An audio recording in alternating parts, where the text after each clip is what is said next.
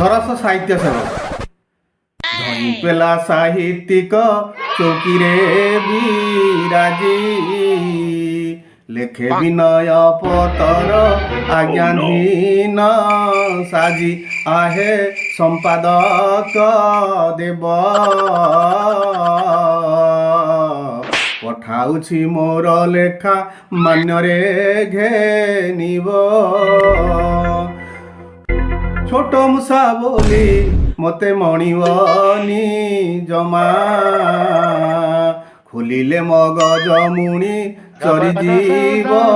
घुमा नुहे पेंठिया लेखक दम देखी दाम देव खटाई विवेक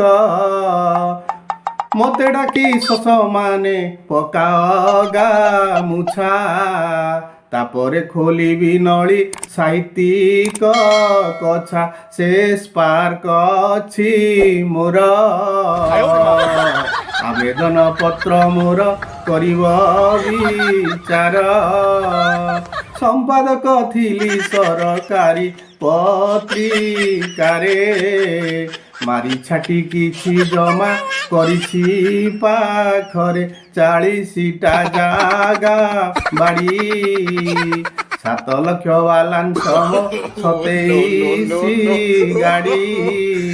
जानी थिले विजिलांस दियंताणी पिला दुष्ट साहित्यिक भावी नजर न देला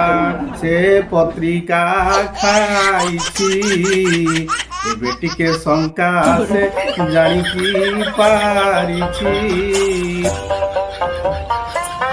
लबीरे मिलई एठी कबीर सम्मान लबीरे मिले मुकुट स्वर्ण सिंहासन सबु करिअछि ठुल लीक करिवनी कथा कॉन्फिडेंशियल छापिब पुस्तक मोर प्रकाशक भावे खर्च सबु मु करिबी दुख नाही लबे तुमे मते कले ख्यात मु तुमको माले माल करिबी तुरित बाहा पिठा उपाधि रे घोषित करिबी तमे मते डाकिले तमकु डाकिबी रोटेशन बेसी सिरे दियानिया चाली थिबो ए साहित्य सहरे मंत्री पाख लोक मु क्षुद्र खाउटिया फेकाडेमी सभापति मो नामरे थुआ भावी विचार फरमासी नहिले कामु बही पारिबी प्रकाशी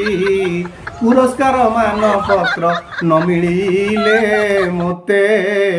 काहींकि लेखी विज्ञान खटाईन एते किबा पढ़िबी मु बसी बुझिब दुखी हृदय ध्यान देई बेसी सरकारी खर्च रे मोट बुहा प्राणी विज्ञापन खंजी देवी नही असहणी तम पत्रिका उड़ीब सम्मुखरे सबुबेले मो लेखा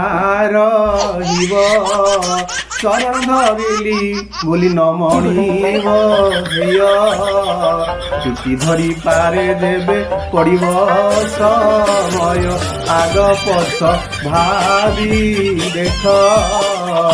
चरण चुटिया मुहि साहित्य सेवक।